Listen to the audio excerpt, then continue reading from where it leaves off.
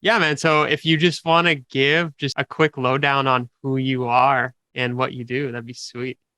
Sure. I'm a security engineer. I work with projects and companies to make secure products instead of getting their shit hacked. Um, I try to bake it into everything, the architecture, how they do their IT, when their developers build code, when their QA build tests. I basically anything anyone can call security is basically what I do. If someone gets a phishing email, that's security. If someone left a laptop somewhere, that's also security. And so I used to pull apart programs and rewire them, and I would make keygen cracks, like when you get free software because it's cracked. I did those. I reverse engineered malware and pulled them apart and brutalized them. I shoved other people's programs inside of each other and made Frankenstein apps. I'd shove like a MP3 player inside of a Twitter client and then like intermingle their like logic and GUIs. And it's like, no one can stop me. And so I just kind of brutalized and made everyone else's programs open source that I could get my hands on. Yeah.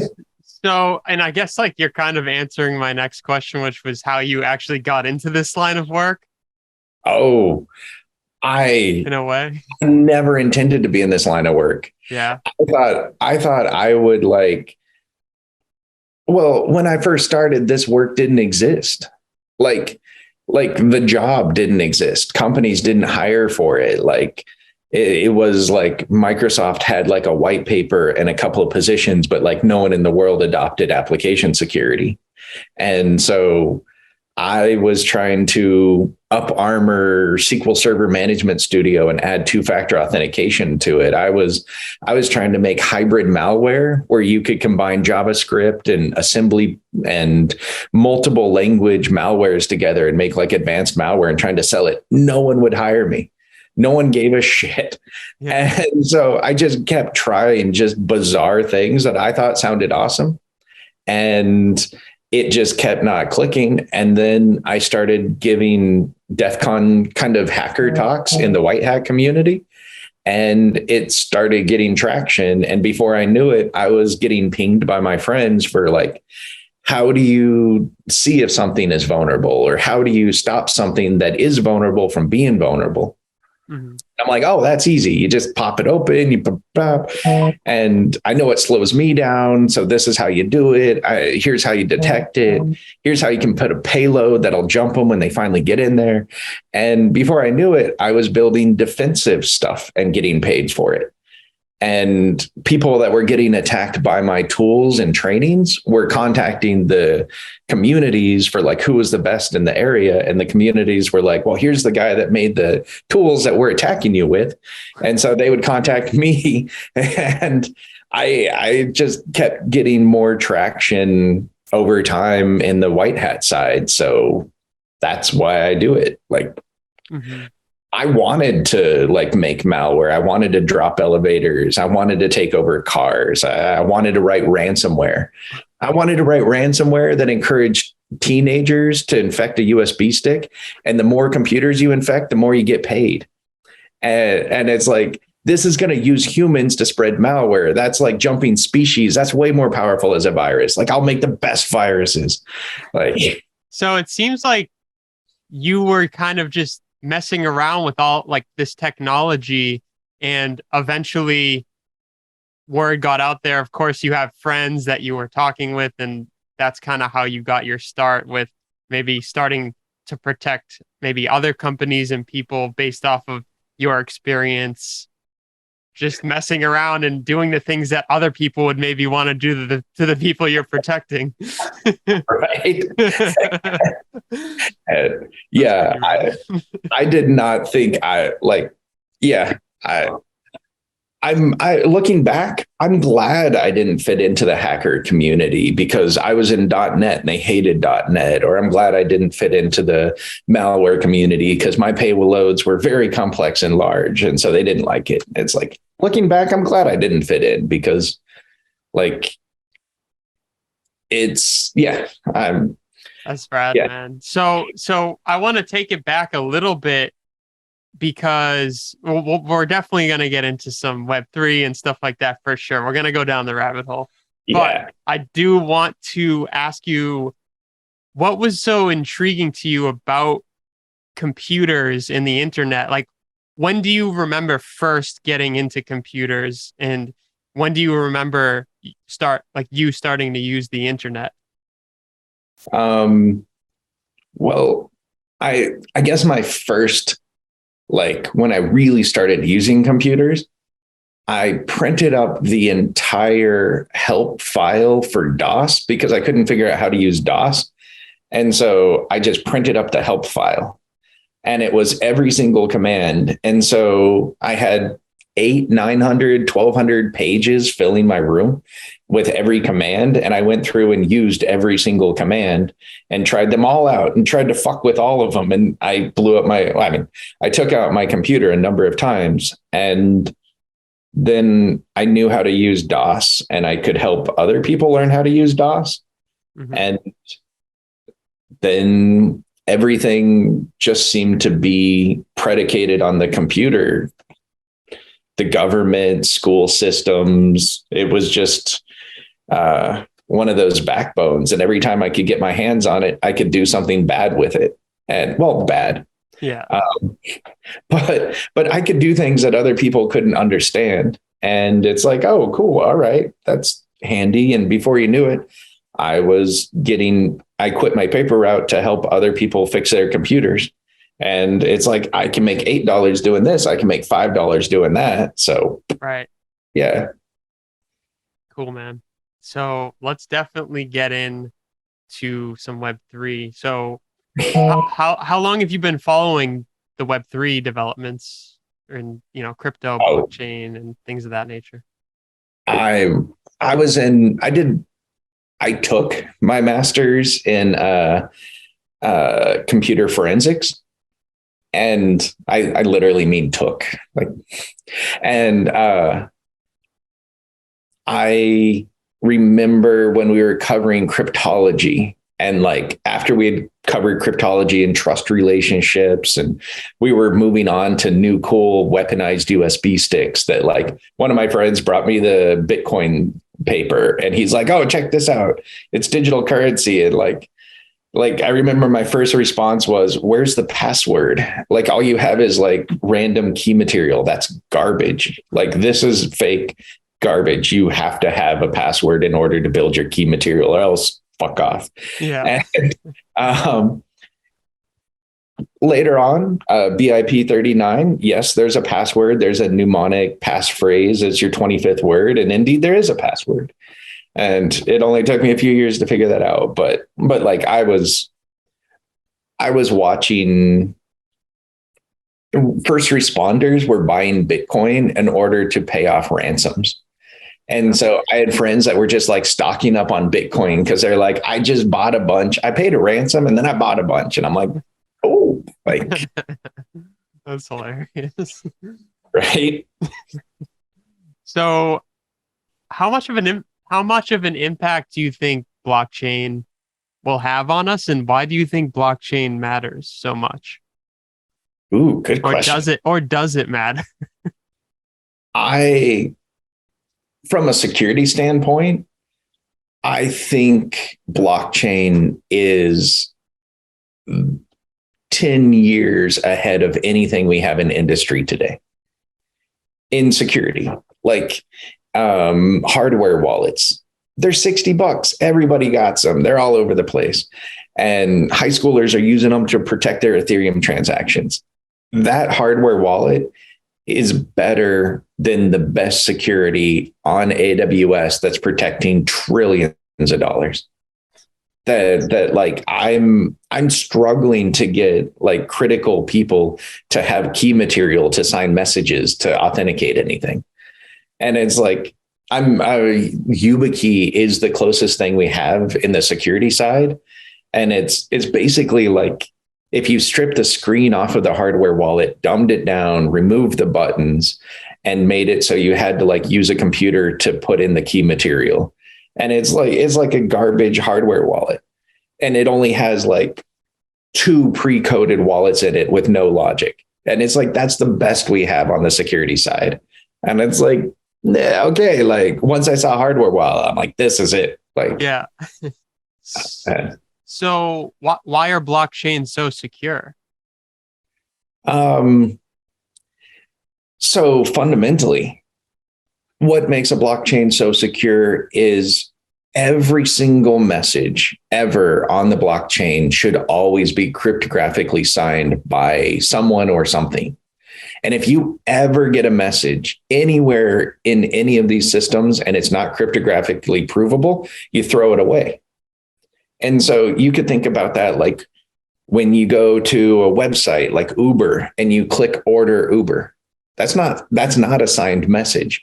It's going through 20 or 100 different computers, and any one of those computers could tamper with the message. And so you have to trust so much. There's so many systems in play, and that's your transport level security.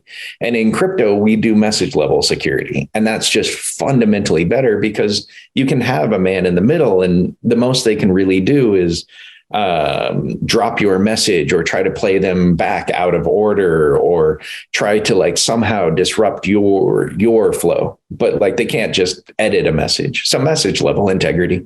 Mm-hmm. So do you think everyone will be using some type of blockchain at some point in time, like applications, companies, just the majority of the world will be using blockchain, or no? Just kind of looking into the crystal ball. Yeah, I mean, I would almost try to dodge the question with we already use global consensus ledgers. That's the Visa network. That's the banking system. That's all of these different things. And it's just we're not invited to that system. Right. And so we're now having public ledgers and public consensus. But I would say anytime you do a bank transaction, you're using a ledger, credit card transactions, code repos, the Git repos are a type of ledger. And that, yeah, it's almost like we're taking these back-end tools that we've always used inside of infrastructure and exposing it to the public. So yeah, I'll try to dodge the question that way. Yeah, for sure. No, I like it. But to your real question, I think we're going to start signing in to websites with our blockchain identities because it solves two problems. How do you log in without a username and password, which we need to deprecate passwords? And how do you have identities that cross website corporation boundaries? And so blockchain has that nailed down. In the next 5 years, you're going to sign into Twitter with a blockchain identity. Mm-hmm.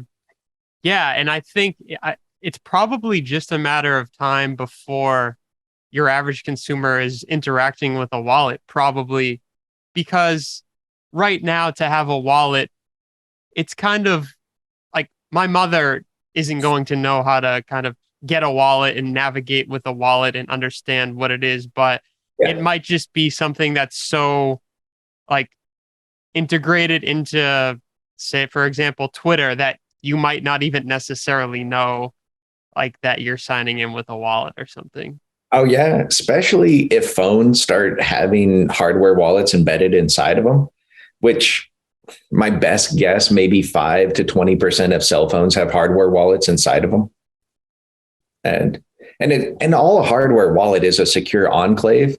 It's a chip that tries to do cryptographic signing and integrity, and it keeps the key material, and it's completely resistant to attacks. And it's in every laptop. There's always secure enclaves in every laptop now. And so it's like, I bet you're going to find 80% of the phones today can have a hardware wallet in a secure enclave, but that won't come out for 5-10 years. Mm-hmm. So let me ask you this. What excites you most about the intersection of Web3 and security? I guess I got into blockchain in a very peculiar way. Mhm. As a pivot, like I pivoted my career in security to focus on blockchain. I was in corporate fintech. So I was working for big name fintechs and doing their security. And the two things that I came up against was ML, machine learning, AI, and blockchain. And they were both not defined in the security world. So I would get on a project and it would be like, hey, we need to implement this. Can you give us a reference architecture, risks? What are the exposures? How do you secure this? What are the requirements? And I would just be dropped onto a project, ML and blockchain. And there on ML, I found one think tank from like one of the super OG security people. And he was doing a think tank on ML. And so like I got to pick his brain, he got to pick my brain about what I'm doing in the trenches. And then when it came to blockchain, it's like, oh, there's like a couple of security firms that are doing audits, but there's no reference architecture. There's nothing. It's a ghost town. So I wanted to go greenfield. I wanted to like push the knowledge of security forward. And that's where you make a shitload of money. So Yeah, and like you said, it's in the, like you said, the greenfield phase where it's almost fun for you because you're probably feeling like a kid again, like tinkering with this stuff and saying, well, look at this or look at that, and you're kind of figuring it out too, just like everyone else in a way. yeah, I can't say that I like it. Like I came into it and I'm like, oh, like, does anyone have like the top 10 risks? Like, does anyone have best practices or like, where's the knowledge hub? Where's the cheat sheets? Yeah, And it's like, it's like nothing. no, no, right? Like it's, yeah, if anything, it's like, all right, I would assume someone else has done this. I've Googled, I'm looking for them. Like I looked on Twitter. It's like, I went to DEF CON. I tried to talk to all of my friends, like who's into blockchain. It's a ghost town. Like, That's crazy, man.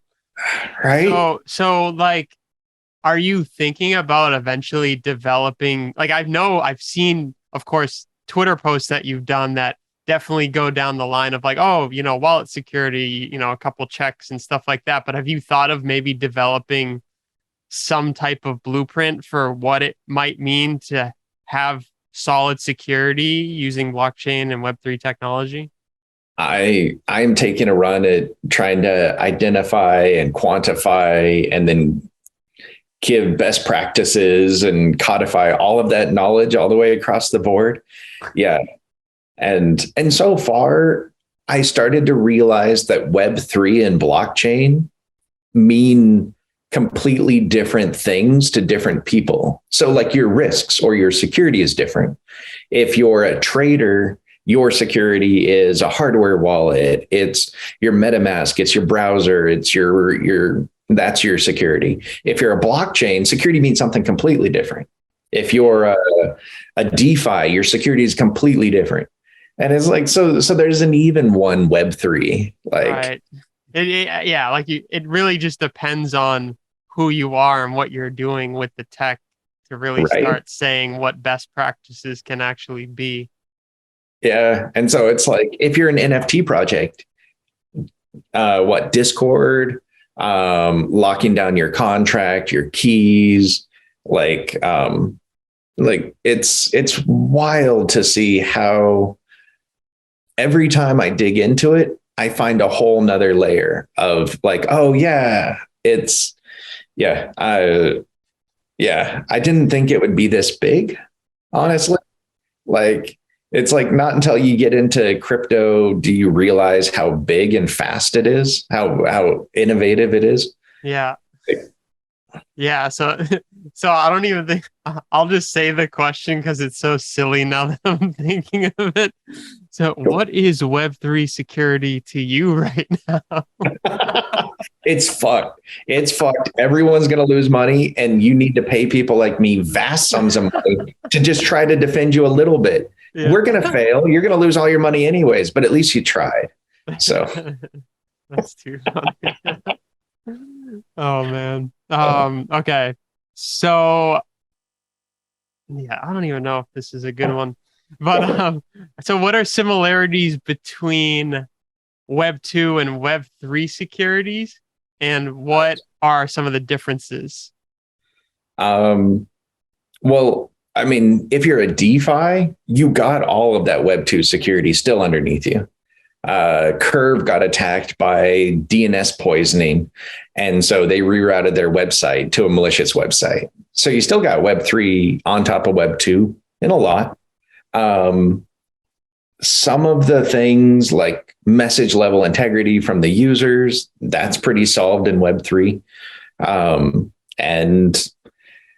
I mean, we're almost seeing the same patterns of attacks. So OpenSea had an NFT that was malicious. And when you looked at it, it would open an iframe. The iframe would have JavaScript. The JavaScript would pop a MetaMask transaction. The MetaMask transaction would be coming from OpenSea. So it'd be OpenSea wants to do this. And if you clicked approved, of course, you're drained. And that was an input sanitization attack and an output encoding attack. So when the NFT came in from the blockchain, it should have been treated as malicious data and sanitized. We don't have any best practices for sanitizing blockchain data or NFTs or nothing.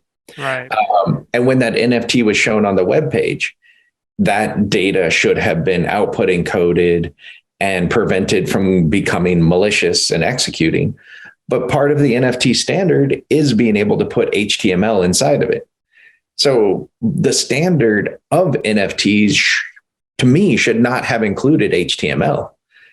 And it's like, well, you're going to kill people if you put HTML in there. That's what's going to happen. Yeah. And it's like, just don't call it text. Don't call it HTML. And you would have been fine.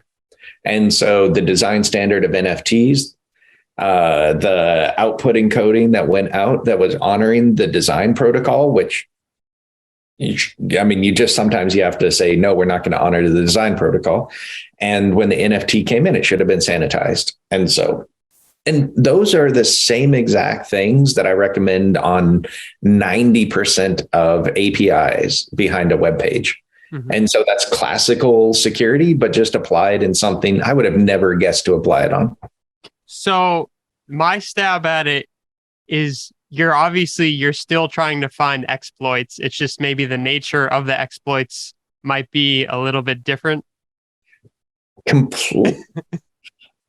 Not even a little bit different, but like look back 2 years ago and who would have ever thought that a coin could become malicious on a web page? Right. I mean, that just doesn't even make sense. Right. And so it's like, it's just like, this is greenfield. This is undiscovered territory. Like, mm-hmm. Yeah. I mean, in my Twitter space yesterday, there was a guy that brought up a cool attack that I never considered. He's editing his MetaMask client side to use testnet coins to attack mainnet contracts. And I'm like, fuck does that even mean? Like, yeah. And it's like, I mean, I haven't got all the way through it, but like, he's right. There's like, yeah, I'm like, no, there is a vulnerability there. Like, hell yeah. So how do you, as an individual who's interacting with blockchain tech, how do you exercise caution without, trying to think of a good way to put this. How do you exercise caution without maybe putting at jeopardy the experience of experimentation? So I want to interact with blockchain. Yeah, the security here, like, it's still being figured out. How do you tread as maybe someone in this space who doesn't want to get fucked, but also wants to experiment and have a good time? Me as a edge of the bell curve security person or a normal person? Maybe a normal person. Okay. And then you. Fair enough. So you can't read about blockchain. You have to experience it. And it's so unlike anything you've ever come across getting into blockchain that someone basically has to like show you what it is and like kind of get your feet on the ground. And I mean, you'll almost undoubtedly start at an exchange, and punchline, someday an exchange will take your money. That's the punchline. It happens to everyone. Right. Whether they give it back, lock it up, who knows? And when you get off of the exchanges, you'll end up on the open mainnets. You'll end up on arbitrary web pages. You'll end up in DeFi. You'll end up interacting with contracts. You're probably going to end up on 5 different chains. You're going to have all sorts of different wallets. You're going to lose most of it. That's also the punchline. You're going to forget about it, something. You're going to send it to the wrong place. But that's fine. I mean, you take a haircut on 80%, you get 20%. 20% is still pretty good in crypto. You'll still make good. You'll still do fine economically. Get a hardware wallet. Start figuring out what things screwed other people over. Start trying to figure out what websites are shady, what teams are shady. And if you can pick up technology, if you can read a GitHub repo, if you're a developer, you have a leg up on the whole game. You can go look at GitHubs. You can see what the commit history is, and you can tell how healthy their project is or whether their tech stack is garbage. But yeah, you're going to fall for lots of traps. You're going to get suckered into lots of shit. You're going to update your worldview quickly, because the moment you learn that farming tokens, reflection coins with taxes are a bad thing, then you're going to dump those and move on. Get in, learn quick, pivot. And it's, I don't know, like, okay. Security though. Yeah.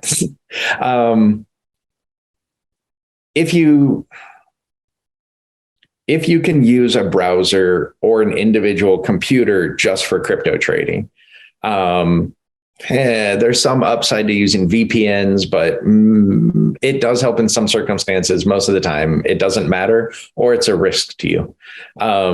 If you can do client-side security, if you can figure out how to do a sandbox or a firewall, you'll double your security compared to other people. So you won't get hit by stuff other people get hit by. Don't open PDF documents on your computer. If you need to open a PDF document, upload it to Google and open it as a Google processed document.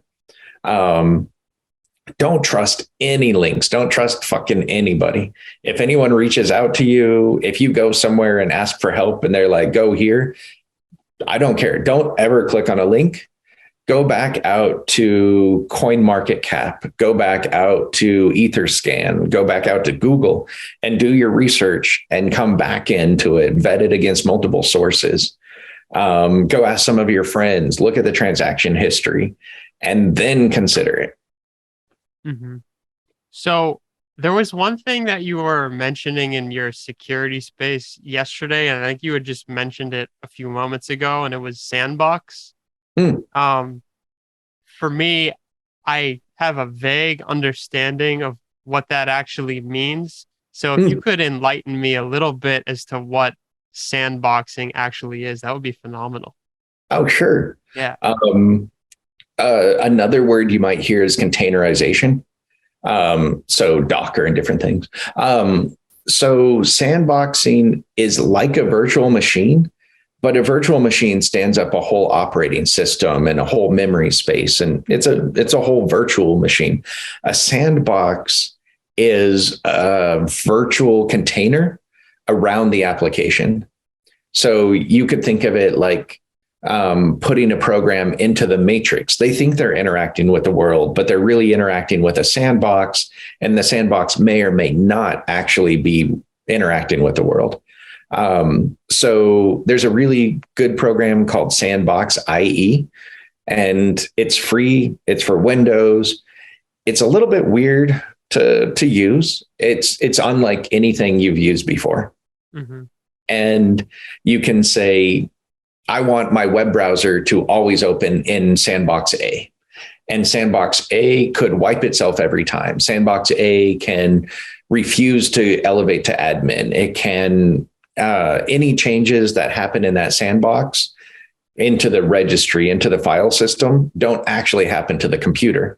But any program in that sandbox will think that it did happen. Mm-hmm. So it doesn't use really any compute resources. It doesn't use any memory resources. It's basically invisible. But what it does do is when your browser gets infected, you can one click wipe the sandbox, and anything that ever happened in it never happened. It can't get to the other programs outside of the sandbox. Mm-hmm. It can't get to your Windows. It can't get to your operating system. And malware typically normal malware doesn't break out of a virtual machine. It doesn't break out of a sandbox. And I mean, it's hard to break out of a sandbox or a virtual machine. It's possible. Mm-hmm. But most malware, 99% of malware can't break out of a sandbox or even understand that it's in one. So, So if you need to go to a sketchy Mint website and you do it inside of a sandbox and your browser starts freaking out and pop-ups start happening and you've done something bad, you can just close it and wipe the sandbox and it never happened. Mm-hmm.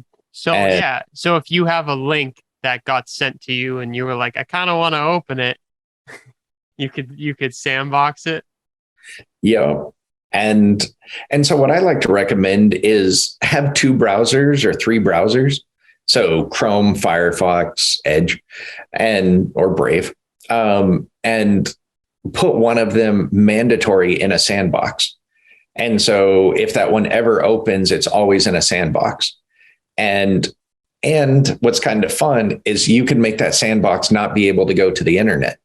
And you can make that browser your default browser. So if any program ever opens a browser and goes to the internet, it gets trapped in that sandbox and the sandbox can't even get to the internet.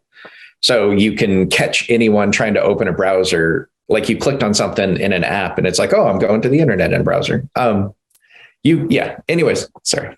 Can you sandbox on Mac? Yes. I don't know if there's any. I would have to ask some of my Mac friends. I think it would just be running Docker containers, mm-hmm. but it'd be containers. I don't know of any. Good question. Just curious. If anyone knows out there, hit me up. I'm on Twitter. Hell yeah. Okay, so I do want to get back on track with some more Web3, and I appreciate you going down the rabbit hole of the sandbox, because it was like, I got to bring that up to John when I talk to him. So let's start off with, what is wallet security? Sure. So you're a trader or NFT or whatever. You like to trade that stuff, store it, all that. I would say the primary is segmentation of your wallets. So have different wallets for different activities. And this segments your risk for that activity, but also it sets a bounds for how much capital you should have in that wallet. So if you have one wallet for storing NFTs that are expensive, you have a different wallet for minting. And so the wallet for minting shouldn't have $2 million in it. Your wallet for expensive NFTs could. And so you can kind of have different activities and have different risk levels. Maybe 5 or 10 wallets, one wallet for trading, one wallet for staking, one wallet for LP, one wallet for high value things. And in your high values things wallet, you never do any transactions. You never connect to any website. All you do is pull stuff in and out of there, and you never touch anything. So if something bad got in your expensive wallet place, which it will, people can just put stuff into your wallet. Then if you don't do anything but just pull one thing out and put it in a wallet, then your big vault should be safe, hopefully. Keys, are another big chunk of it. So how do you manage your seed phrase? You get a hardware wallet. It's a 24 word generated thing from the hardware wallet. You back it up. Typically, people back it up on paper at the beginning. Eventually, you might move it over to metal and back it up on metal. The 25th word, the passphrase, is incredibly powerful. And so you have your 24 words plus your 25th, and your 25th can be any word you pick. It's a password. It can be as short, as long, as complex, as simple as you want. 4 to 8 characters is probably where 8 characters, it's out of the realm of normal people or anyone around that's going to crack it. If you picked a 1 character password and it's like, hey, I'm going to give this to my family, and if I kick the bucket, they can easily crack the password. So you could use a 1 character password. It doesn't matter. What it also allows you to do is make multiple seed phrase from your 24 words. So you back up your 24 words, and maybe you want to give those 24 words to your family members or put it in a bank vault. Then you can. And if someone gets it, they still need the password to access it. Maybe you have a different password for yourself as a human, a trader, and a different password for a project. So you're going to start your NFT security project or whatever. Then you can throw a new password on it and not have to have a new 24 seed phrase. And so you can kind of create multiple identities under the same one. And if you're looking at doing inheritance to multiple family members, then you could give the 24 word seed to everybody. And then you kick the bucket and you give them each their own unique password. And so you can go to your lawyers and give them a password. Password can't do anything. They can't go and steal it. And your family members have the 24 seed phrase, and multiple people have it. So if one of them loses it, it doesn't matter. And there's some real nice use cases that work out with it. So that's really interesting. I did not know that could be an interesting way to kind of, if you know, when you do pass, if you have family members, to give those funds to those family members. Oh yeah. And in the ledger, you go to settings, but you have to go 1 level up. So you go to your main wallets and then you go 1 level up settings, and it's like where you change the brightness and there's security, and then there's passphrase. And then you can bind a passphrase to a second PIN code, and then you can have 2 PIN codes. And one of the nice use cases for that is you could go to like an airport and they say you don't get to leave the airport until you unlock it. And you can type in 1 PIN code that goes to 1 wallet. And so. Yeah, seems like a lot of really fun stuff you could do with ledgers. People really thought about it. Yeah. So if anyone hasn't gotten the point yet, if they're listening, why does having a cold wallet like Ledger matter versus having a wallet like MetaMask that's attached to Google Chrome? Oh, yeah. So I would classify the Google Chrome one as a software wallet and the other one as a hardware. And the software wallet, if malware hits your computer and it gets inside of your web browser, which is where like most infected websites can get to, is your web browser, then they can get to your seed phrase in MetaMask. And if you get hit with malware, you could be emptied out instantly. And malware is starting to actually scan for hardware wallets specifically. So it just gets on your machine, automated scan. If it finds a hardware wallet, it sends it off to people you don't want it to go to. And if you have it in a hardware wallet, it's never been on anything other than that hardware secured device. And so theoretically, it's impossible for malware or hackers to get into your hardware wallet. They can still fuck you over in different ways, but they're not getting your seed phrase. Uh-huh.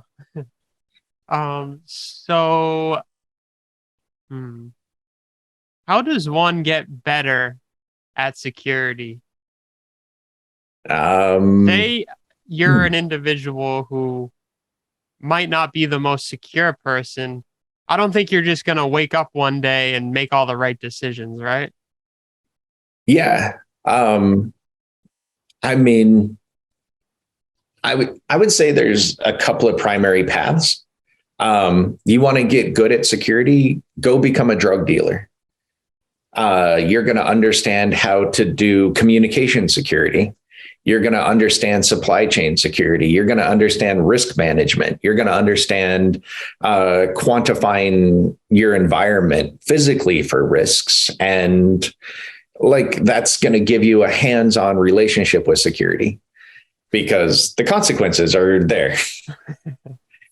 So it's like, you don't just call up someone and be like, send me 10 pounds of drugs, please.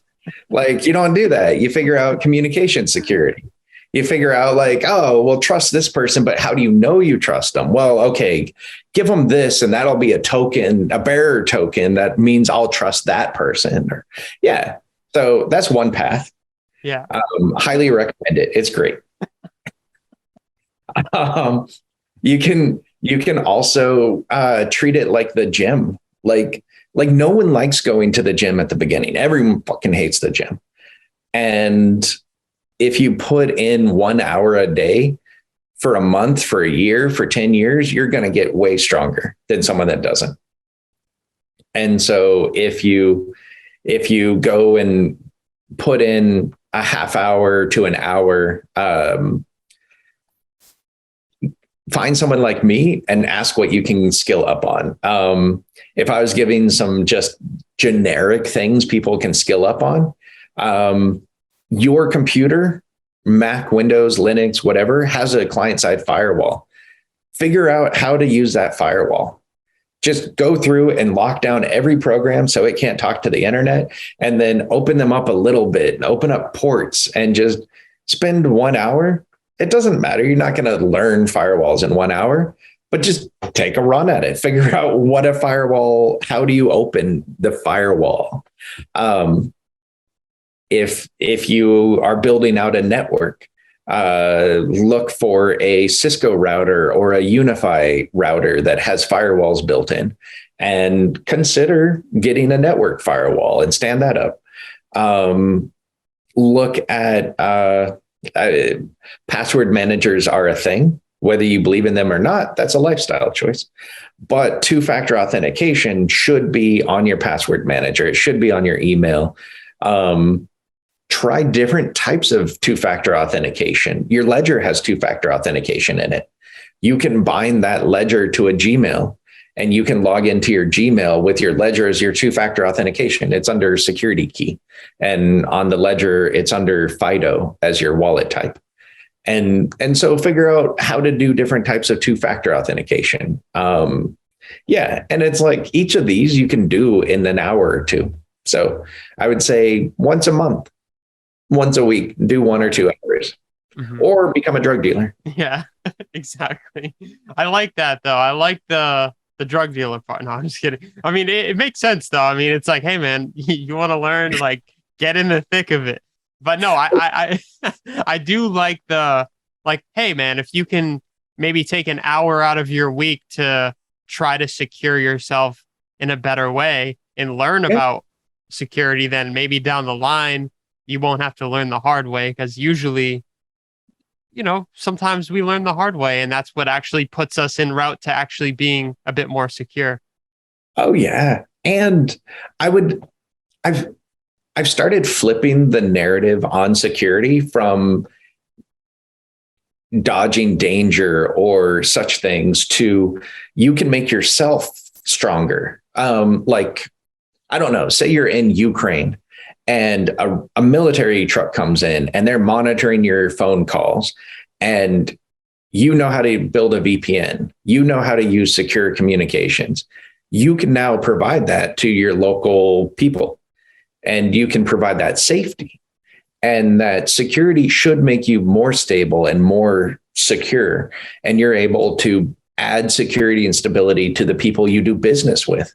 If you get hacked, or if you have a weak communication boundary between you and one of your partners and it gets hacked, you can say, well, we're not going to use that weak one. We're going to use a stronger one. And you're going to build stronger relationships, and you're going to help protect those people that you build those relationships with. Mm-hmm. I like it. Right? Try to make it. Yeah, no, for sure. And I don't know. I always think security is just one of those topics that is sometimes overlooked. And of course, maybe it's the first thing that we shouldn't overlook, but it sometimes is. And next thing you know, you're like, no, I actually believe in the opposite. Like, yeah, well, there's a parable that came from my development training. I was a developer, and it was if someone walks into a room and tries to use a light switch and they can't figure it out, you built a bad light switch. If that light switch shocks them, you developed a bad light switch. It's your fault. You should have built a light switch that's easy to use, it's intuitive, and doesn't shock them. And you get in your car, your seatbelt works, your airbags work. You don't have to think about it. There's a dingy thing that reminds you didn't put your seatbelt on.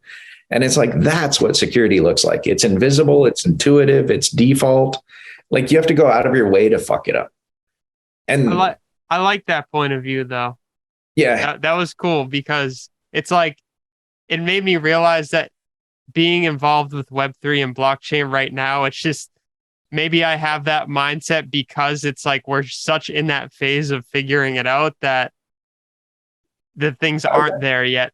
Like the light switch, the bad light switches, and the beeper not being on for the seatbelt, and that's where we are right now. Oh yeah, go look up early light switches. Yeah, they burnt down houses. That's wild, man. Right. So what I want to get into, like, a few more things pertaining to blockchain. Yeah.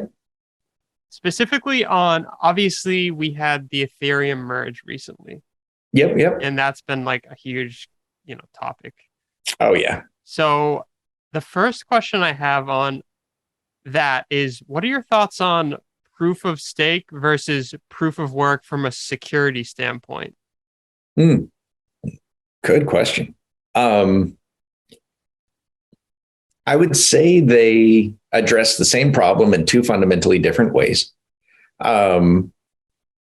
So first off, I don't see any of the forks that came out of Ethereum as having anything to do with Ethereum or having any value whatsoever in any way at all. They are garbage. The projects are garbage, the communities, the developers, the whole stack. It's just a cash grab by vampires. However, proof of work is incredibly powerful. And if you're looking at something like Bitcoin and you want to put on something that is provably secure, so maybe you're gonna put your identity for the ownership of Ethereum domain names or a stable coin like Maker. You're going to root your security and your trust inside of one thing.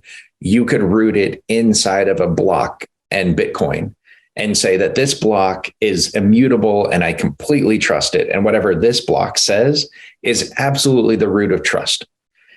And that is an amazing power that I can't think of any other thing you can do. You can't put it on Twitter. You can't send it in an email. There's nothing else that's that secure and hardened and distributed. And so proof of work is incredibly powerful. Most people will never use it, never care, never need it. People that build systems and need to make something absolutely secure. It's amazingly powerful. Proof of stake is, in a weird way, it kind of inverts the trust relationship where one person just makes a block. They get to make whatever they want.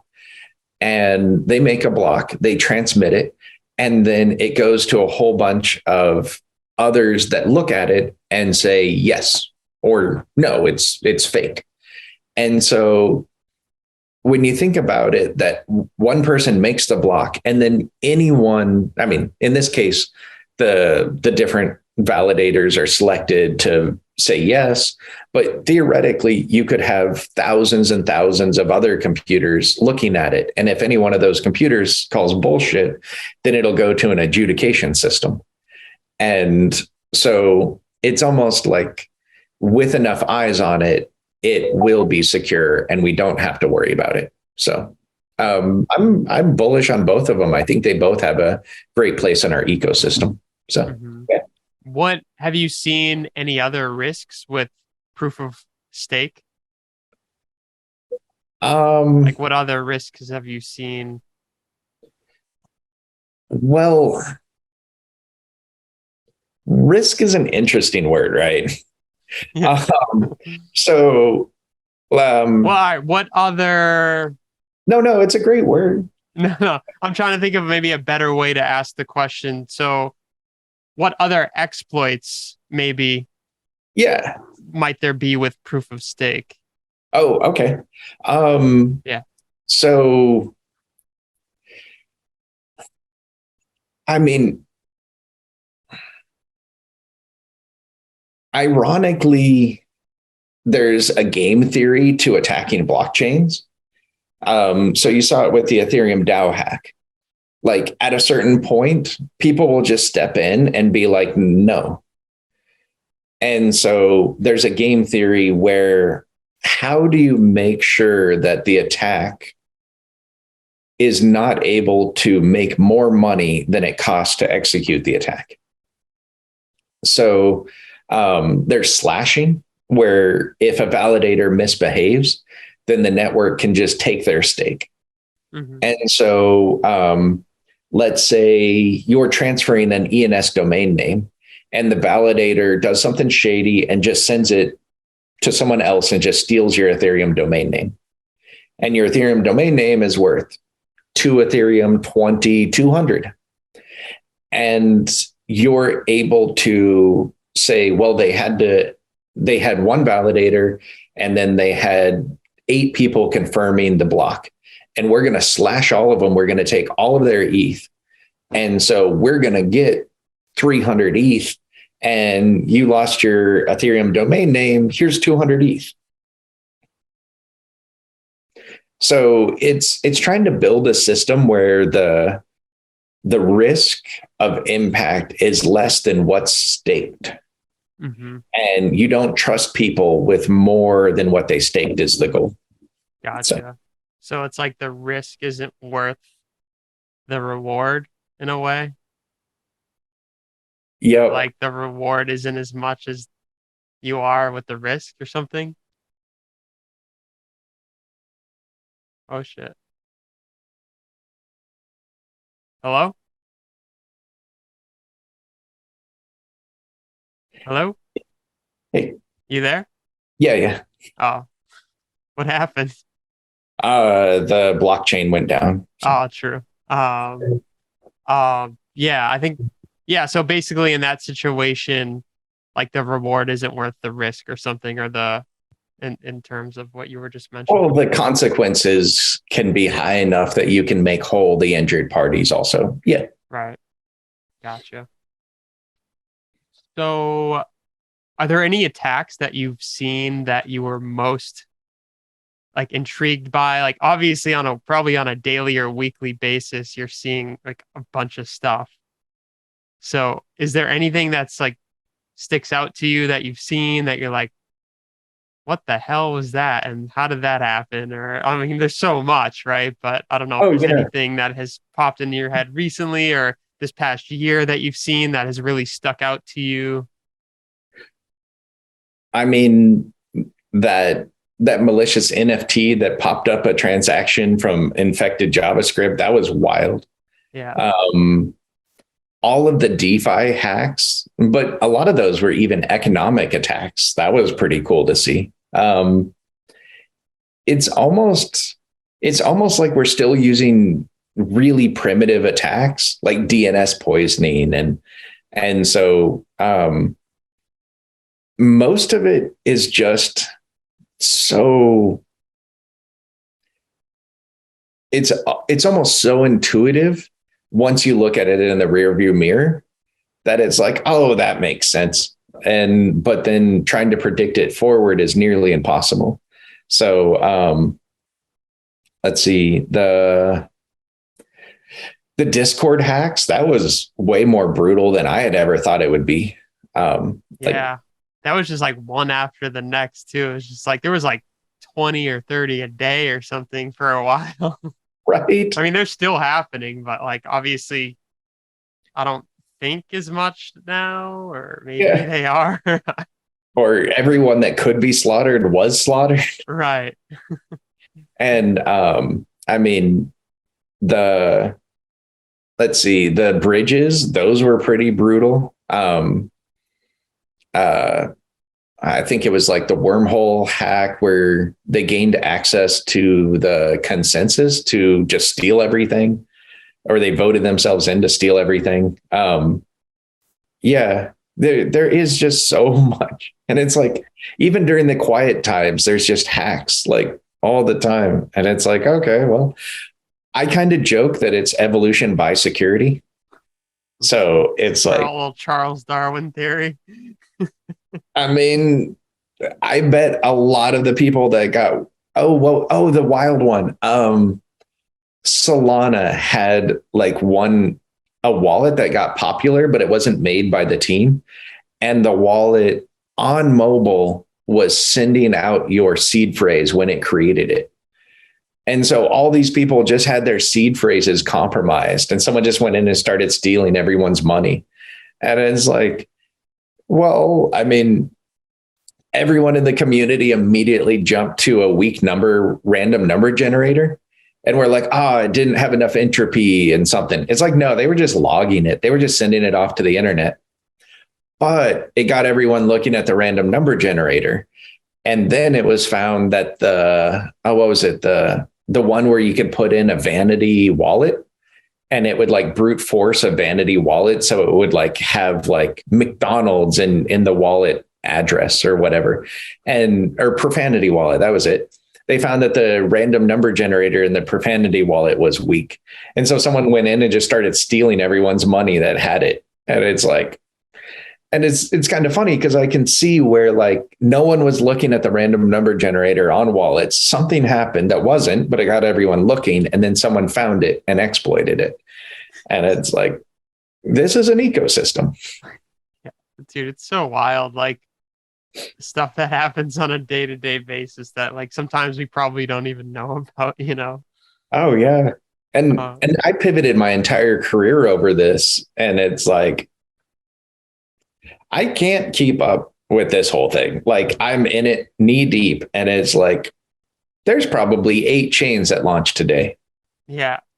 Like, That's wild, man. Like, so do you think a lot of your colleagues, like maybe they don't know it yet, but they will be like gearing more towards, you're gonna have to learn about this eventually, right? Probably like as a security engineer, not necessarily, depending on what you do, I guess. But yeah, I mean, I think you'll start seeing colleges. I mean, okay, so right now I'm working on codifying the knowledge of what blockchain security is. right. And then once that's done, it can start being adopted into standards, and it can start being adopted into education programs, and people can start coming up to speed on it. And it's like, how in the entire world, how many people in school right now are focused on blockchain security? Probably less than 10. Yeah. Maybe. True. I mean, and it's, yeah, maybe, right.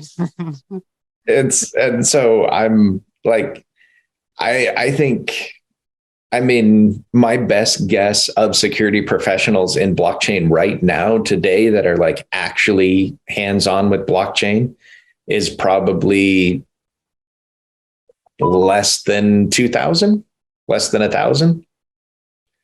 And like, I live on blockchain. I do blockchain all day long. I like work in blockchain. I'm barely hands-on with blockchain. I don't write Solidity contracts. I don't do contract auditing. There's whole sections of blockchain that I'm blind to.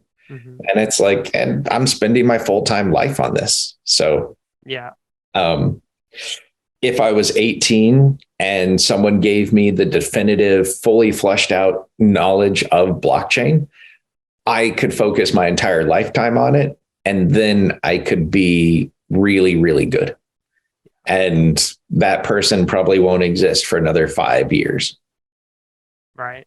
And those resources too. Like, it's like the resources are going to come from someone, gonna come from you, man. Right. You know? Yeah. Yeah. When I walked into blockchain, I'm like, okay, who's going to help me? You're gonna help you. Yes. That's about it.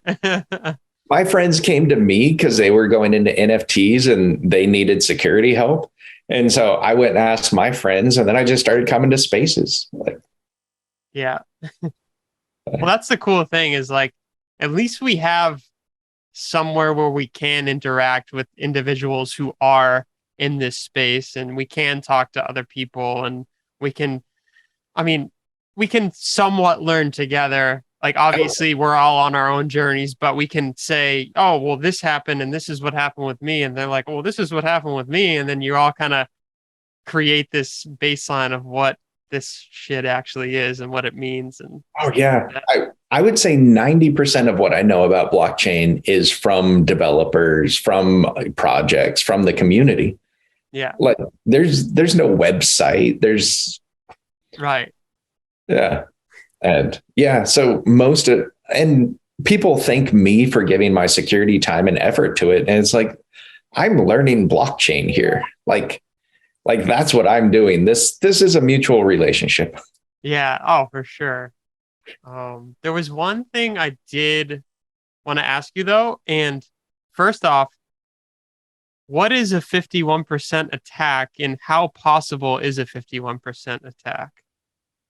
So a 51%. So what makes a proof of work chain valid is that it has the most computed blocks, and each block takes a certain amount of challenge rating. And so if another chain is able to have more blocks, it's more true than you are. And so if someone else controls 51% of the compute power, they can start producing blocks into the future, and they can basically outpower you, and their chain is more true than yours is. And that's one of the interesting things about proof of stake is that now if you produce a block and someone calls bullshit on it, then that can go to a computer, and that computer can look at it and say, indeed, that block is bullshit. And so with proof of stake, it might need to be a 71% attack or an 85% attack. And in the future, it might be any one computer in the world could call bullshit. It could go to other computers or thousands of computers to get processed. And then we could just see if that block is real or not. So with proof of stake, we've changed the game for 51% attack, and it's not really, it might be drastically higher now. So for the better, then you would say proof of stake. Oh, yeah. I mean, proof of stake is a fundamental advancement. And so many chains have tried it before Ethereum, and it needed a vast amount of community and economic mass. And before Ethereum, I would have said proof of stake is very hard to do. And that typically when you have $1 trillion being protected by something like proof of stake, it fails. And so it's like, well, if anyone could hold $1 trillion, it'd be Ethereum. So what are your thoughts on from when you first heard about Ethereum up until this moment? Like just general thoughts about Ethereum, maybe Vitalik and the teams that are building on, with Ethereum, and the team that obviously transitioned to the proof of stake. Like, obviously there's people who are doing things to make all this shit possible. Oh, yeah. So it's, I'm just curious to know, like, you first heard about Ethereum till now, like, what do you think? I would not have guessed that the developers would be working on it this long and this hard and at such a scale. And I kind of thought about it like a project that like 5 people do. And it's like they do it for 6 months, a year, 2 years. Like I would have never thought that Ethereum would like just keep on growing. And because like kind of when you first hear about it, it's like, oh, it's a more computationally complex Bitcoin. And it's like, cool, okay, it's going to have more features. And it's like, oh, it's going to keep having new features and new features and new features. Right. And Vitalik just released another EIP on it's like wallet abstraction. And it's basically like contracts that can now be wallets that can have multiple addresses and almost like UTXO security anonymization. And it's like, so Ethereum is starting to build out like complex wallet management that'll grant you the ability to have some level of anonymity. Mm-hmm. And it's like, okay, cool. Yeah. Like, why not? Dude, it is pretty wild though. Like, because it's like I feel like trust is a huge thing, right? Like, and I feel like time in the game and time developing is also massive for trust. Oh yeah. You know, like because look at how many people are building on Ethereum. It's wild. Oh yeah. And like you say, like how long you've been in the game and how consistently you've been heading in a direction. And it's like, and as we see with rug pulls, it's like, how many times has Vitalik had an option to rug pull? It's like thousands. Yeah. And it's like, yeah. And in the community in crypto, there isn't a central authority. So how do you build trust? How do you build community? Like what's healthy? So yeah, I'm impressed that, I mean, it's been under a slight attack by the system and governments and the media. And so like it's been under attack, but more than anything, it keeps just developing. Like it doesn't stop to go and fix all the DeFis and try to do liquidations of the it just moves on. It's like, okay, well, whatever happened, and we're just going to keep building. And so it's more of Silicon Valley in my head than it is a banking platform. Like this is where startups are made. This is where technology is born. The money happens to be incidental. Right. Yeah, because I feel like anyone who's building on blockchain right now, like even building on blockchains is kind of risky. Yeah, like you have to love it or else you wouldn't be here. Yeah, like even like the Bored Ape Yacht Club, like that's like a like safe to say like $1 billion of volume, like project that's built on top of that's using Ethereum in the network. So it's just mind blowing. Oh yeah. And then it just gets weirder where Ryder Rips decides he's going to copy all of their URLs and start minting against them. And it's like trying to explain that to someone outside a blockchain. It's like, what does that even mean?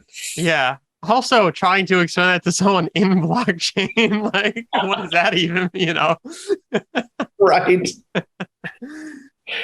And it's like, no, it's fine. This is fine. Like, yeah. And funny. Each time we discover a new concept, like until Ryder Rips, I didn't think about we should have a way to bind the JPEG to the NFT contract. And you should be able to look at the JPEG and see which contract it thinks it belongs to and which coin it is.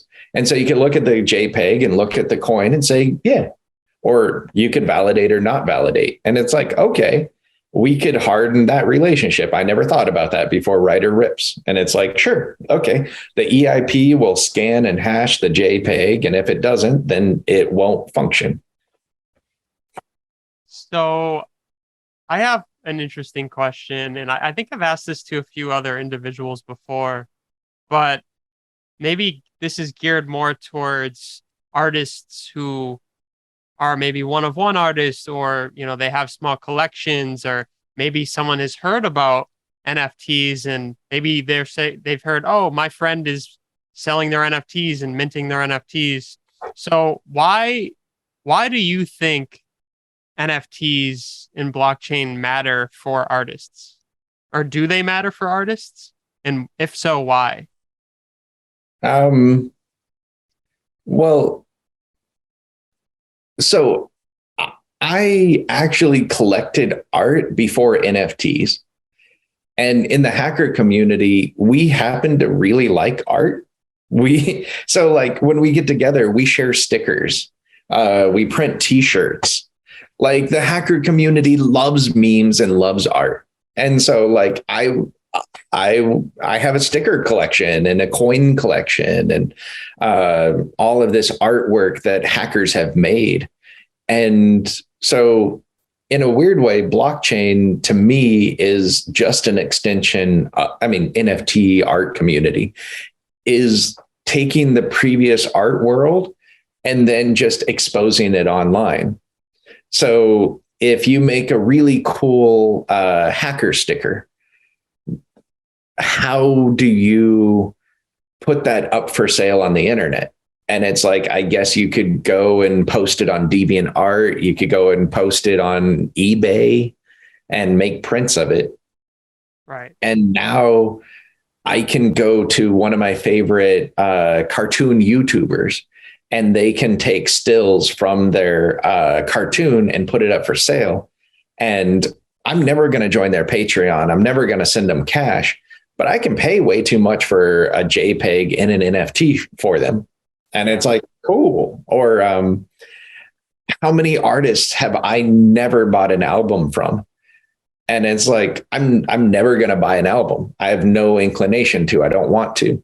But if I could buy one of their songs in an NFT, that would be awesome.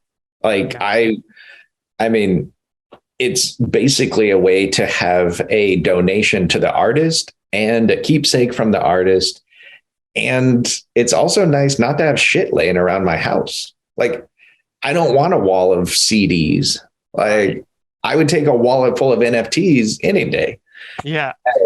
So it's like in this new world, and then I look at like what Snoop Dogg is doing, and I'm just like, okay, that's gonna be fucking next level. Like, yeah. And so it not only brings the possibility for artists to directly connect to their community, it allows artists to create new types of monetization. And so maybe if you're going to sell a song, you can split out the vocals or split out the bass track.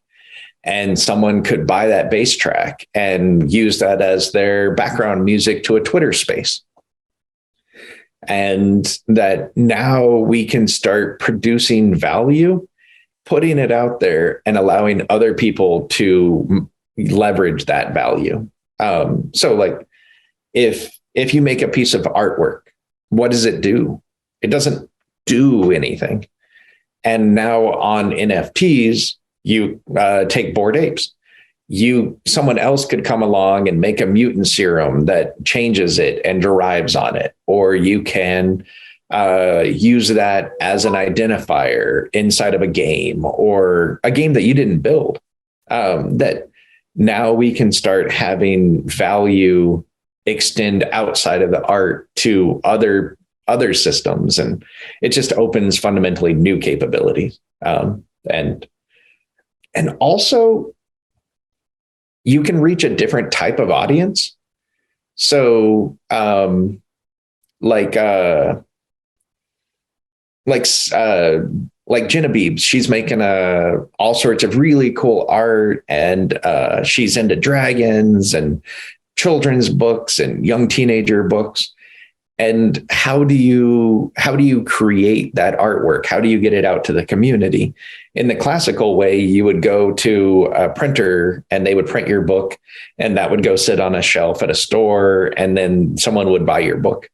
And there's 3 to 10 middlemen taking money out of it.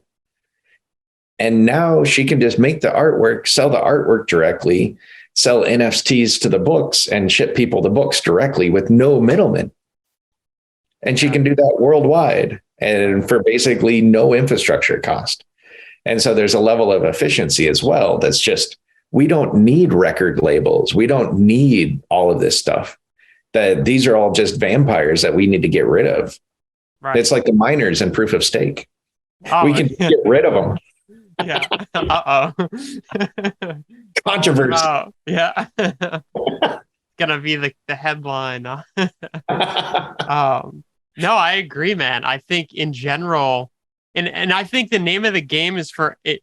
It is empowering to artists too, and maybe artists don't necessarily know it. It is going to be empowering for them just yet, because sometimes you can get under the guise of thinking that you do need someone to escalate you or something like that. So it definitely is also a mindset shift in artists that needs to happen as well. But it is really nice to see that here within the Web3 and the NFT blockchain, whatever you want to call it, space, that there are artists who are realizing that, these topics that we're discussing right now.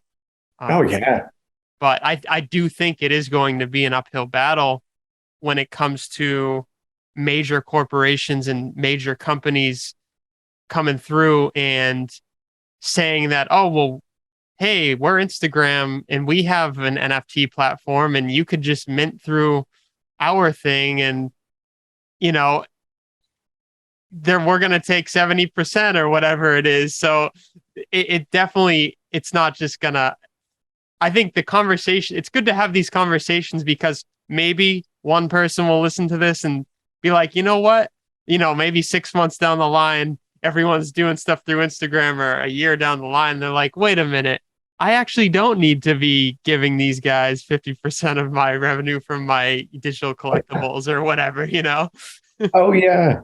And the nice thing is companies are really slow to come in here. And this is still our playground. Yeah. Where it's like the Bored Apes is a corporate entity and they're buying up the Pixel Punks and blah, blah, blah. And it's like, well, also their Discord got hacked and all of their infrastructure started getting attacked and people started making projects just attacking them. And it's like, sure, you can come and buy up our key real estate and you can try and buy it and we can attack it. And, we'll sort this out. And so I'm really not worried about companies coming in and taking it over because, say a hacker had an O day and they could just go in and wipe everyone's wallet. Would they go in and attack LooksRare or would they go and attack this Instagram platform? Right. And it's like, oh, well, they just went in and wiped everyone on Instagram. And so it's like, no, the hackers choose their targets also based on the morals. And so it's like, I'm going to steal $1 million. That's happening. But who am I stealing it from? That's my choice. Yeah. Yeah, man. I don't know. Just a lot of interesting stuff for sure.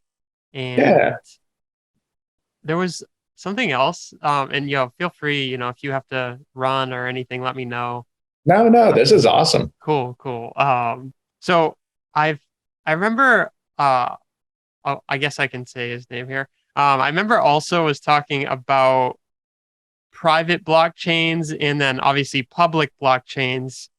And we were obviously with Ethereum, that's a public blockchain for the most part. So private versus public, do you see one being more secure than the other?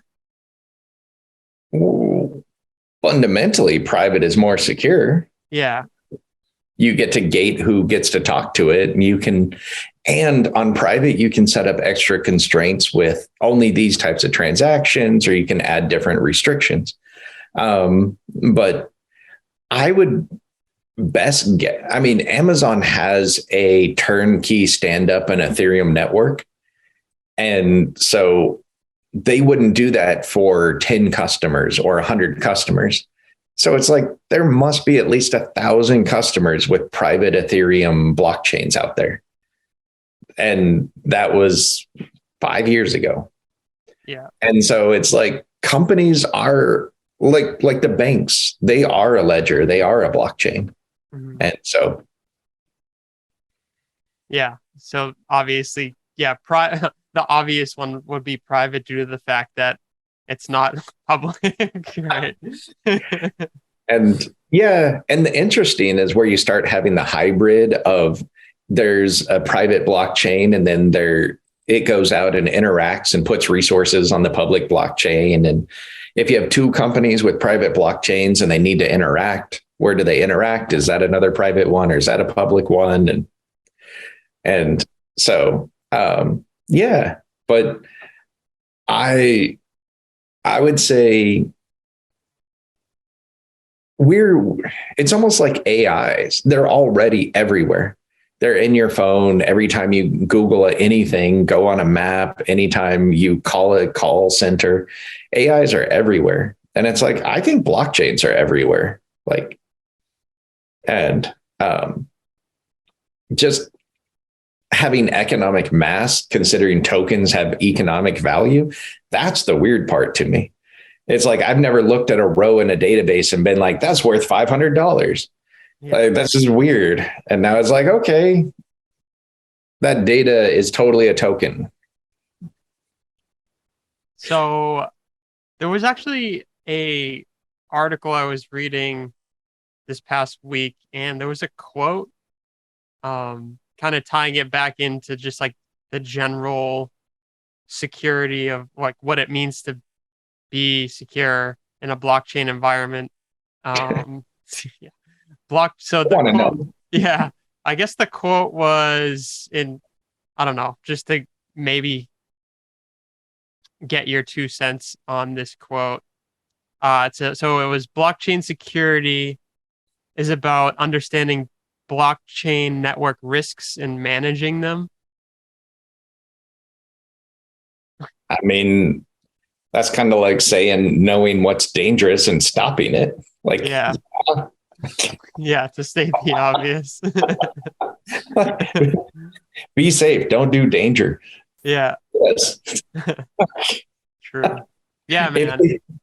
If they would explain to me what blockchain risks are, that would save me 3 months of work. Right. Yeah. That's funny. Right. Yeah, man. I don't know. I think I definitely went down a decent list of things. I tried to like cover as much ground as I could when it comes to like, okay, like you definitely covered on the topics I wanted you to cover on when it pertains to like being an artist versus being, you know, a company with multiple individuals involved. Because I think like it really does depend on who you are and what you're doing to define what your security means in this space. Yeah. So checking yourself and taking checks of like, okay, well, I do this, I interact with this, and then I do this, and then you can say, okay, where do the risks lie? And then you can start maybe creating a security best practices plan for yourself based off of what you kind of do. Maybe one thought experiment is like, hey, you're a drug dealer. If you wanted to go and mug and steal from all the other drug dealers, how would you do it? Maybe you know where drug deals go down, and so you'll just go and jump people there.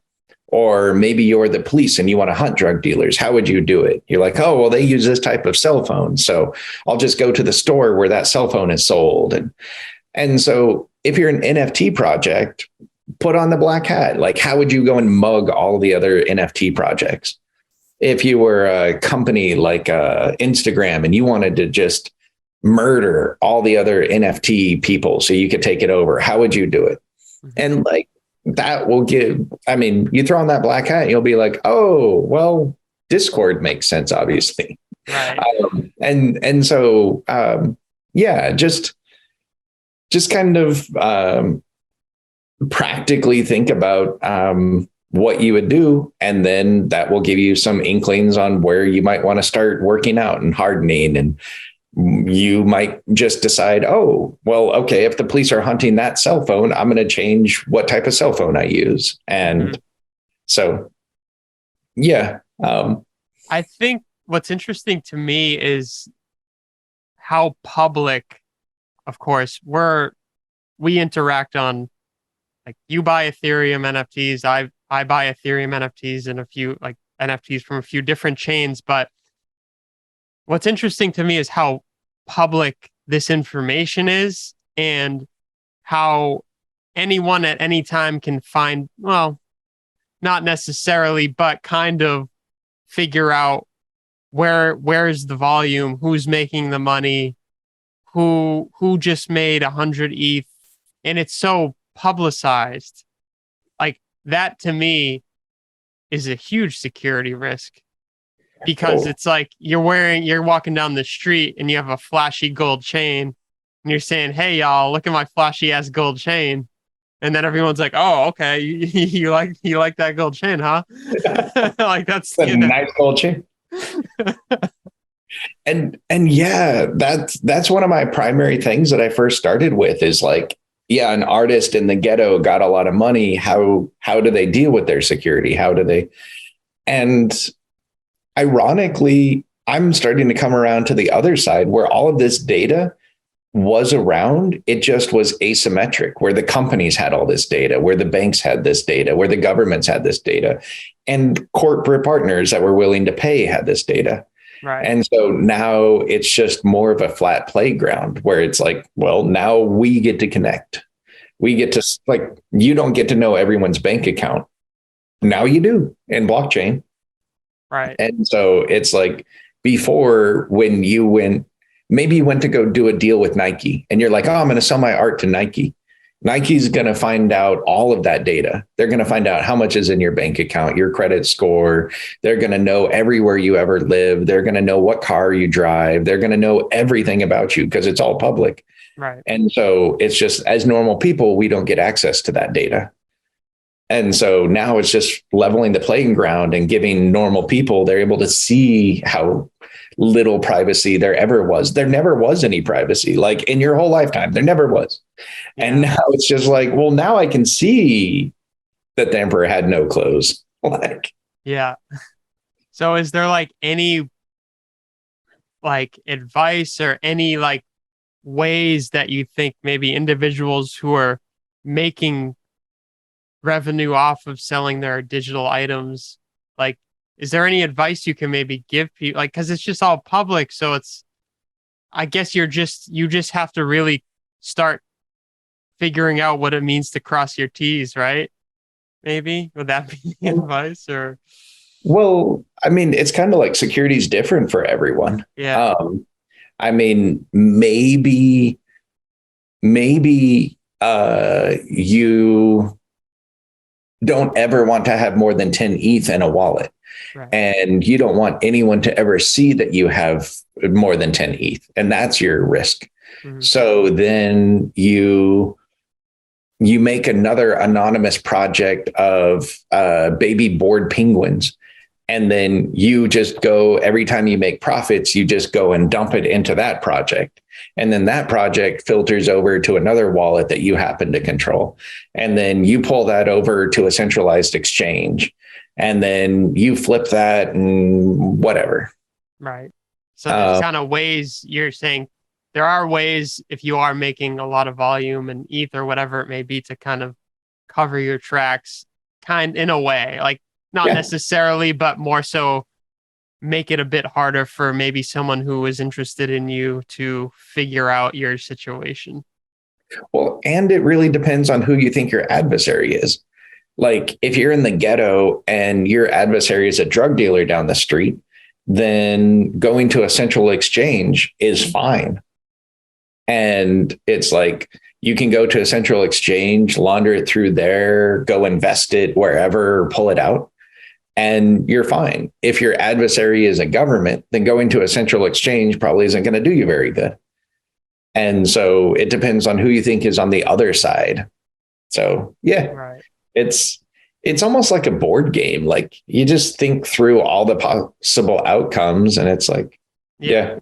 Yeah, so you're more so saying think of it in terms of as if you were the attacker. Yeah. And then basically try to reverse engineer what someone might do to you, and then look at yourself and say, well, how could I avoid that individual if I was them? Well, I mean, I would say like say your project takes off and you're starting to get lots and lots of revenue and you're just blowing up. It's like, okay, how would we go and steal all of the money and destroy and cripple the Bored Apes and cause as much damage to them as possible? Like, could we find their founders and get them charged with drunk driving? That's an attack. Like, what would that take? How would I go about that? And it's like, oh, you're getting invited to a lot of parties at a lot of rich people houses. It's like, well, let's go rent a mansion in LA and start inviting the Bored Apes friends and make it the cool place to hang out. And then we'll roofie them, put them in a car and get them busted for drunk driving. And we'll go run over a kid or something. And it's like, they're going to go down in flames. This is what we're going to do. Just ideas. No, I know. I'm here to help. Yeah. Oh man, you're too much. So if your project is blowing up, maybe you're like, I'm going to kind of vet the places I go to parties. Right. Like, and unless you have that mental model of why, the security doesn't mean anything. Yeah. Like if I just say, oh, you should vet the places you're going to go to parties, you're like, okay. But if it's like, hey, here's how we would do this to the Bored Apes, here's what it would look like, then it's like, okay. Yeah. So the why is even more important than the what you're doing. Gotcha. Yeah, man. No, I appreciate kind of just like, it's fun to kind of walk through scenarios and just like kind of think through stuff and like, I don't know. I do thousands of these in my head every day. Yeah. Like, oh, I bet. I mean, that's like your job. So it's literally my job. Yeah. That's really cool, man. Was there anything else that maybe you think someone listening to this could benefit from that you maybe wanted to mention? I tried my best to try to bring out as much as I could with you with the amount of knowledge that or lack of knowledge that I know. I mean, I'm very novice and I'm still learning about what it actually means to be secure and things like that. So ever since I've gotten involved with some of your security spaces and have been consuming some of the posts you create and things along that nature, it has given me a little bit more of an itch to learn about security and, also veer into other directions. Not just, obviously it's good to have multiple resources, so yeah, I just think it's interesting stuff. And when you start thinking about it, you think about it more and yeah, but you don't want to overthink it also. Oh, I've never hit that point. Yeah. I mean, one thing leads to another and it's like, well, here's how I'd bring down a country. Yeah. Like, you're like, wait a minute, I've been up for like, oh, it's easily been 45 minutes and I'm already at the country level. Yeah. No, this has been super in depth. Like this has run the gauntlet. It's awesome. Yeah, man. Like I said, I tried to bring up some good stuff that I think some people who are maybe in a similar boat that I am could benefit from. And then maybe some people who are a little bit above that can also benefit from maybe some of the stuff we had mentioned here as well. The one thing I would throw out there is kind of a litmus test for people when they're going out for advice. And the maladvice that I see from security people is humans are the weakest link. You're going to get phished. It's all about anonymizing your doxing and you need to do all this stuff to be invisible and you need to not ever post a photo so someone can't use OSynth to hunt you down. It's like, Nobody's getting attacked by that. Like, how many people have gotten hit by OSINT? They don't. People get hit when they go to a blockchain conference. People get hit when their YouTube channel blows up and someone comes and says, "Hey, I'm a corporate partner. Here's a PDF. Click on this, and we're going to hook you up with Nike contracts."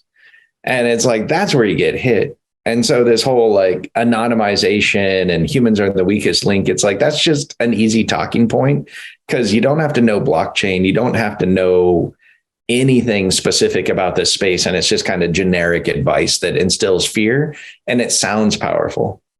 And it's like, security should be tactical and practical. It should be easy. You can do it.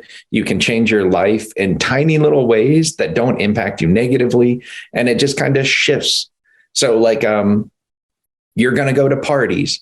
I'm going to look up the location. I'm going to do a little background check. That person says they work at Fox News. And it's like, I can take 5 minutes and I can go look at the profiles on Fox News and see if they do or don't. And it's like, oh, they're not a reporter and they're lying about where they're working and they're inviting me to a party. And it's like, oh, well, I'm going to look at where that party is. I'm going to look at who's there. I might roll up and just take photos of the location and be like, this is a trap. I'm going to learn everything I can about this trap. And it's like, or I go to some of my drug dealer friends and I'm like, hey, I need 13 guys. They should come equipped. We're going to go to this party and we're going to have fun. And it's like, just little things. Yeah. Like, how would you deal with it? How would you approach this? And it's like those little things. It's not big changes. It's just little ideas, and it's little concepts, and it's little skills, and it's additive, and it makes you stronger. And it's like you at some point would be able to build up the ability to deal with these things easily. And it's like, these are now easy things that normal people would find dangerous. And now you could protect other people in those situations. And that's what security looks like. And this whole fear and danger and hiding is garbage. So. Right on, man. I mean, we could totally close it with that if you want, or we could, I dig that. Sure. That's a great one. Yeah. But yeah, man, Jon, again, I really do appreciate you taking the time to come on I guess I'm calling it the Web3 artist right now. Nice. So yeah, I appreciate you coming on the podcast and sharing your experiences with you being a security expert, specifically now in the Web3 space.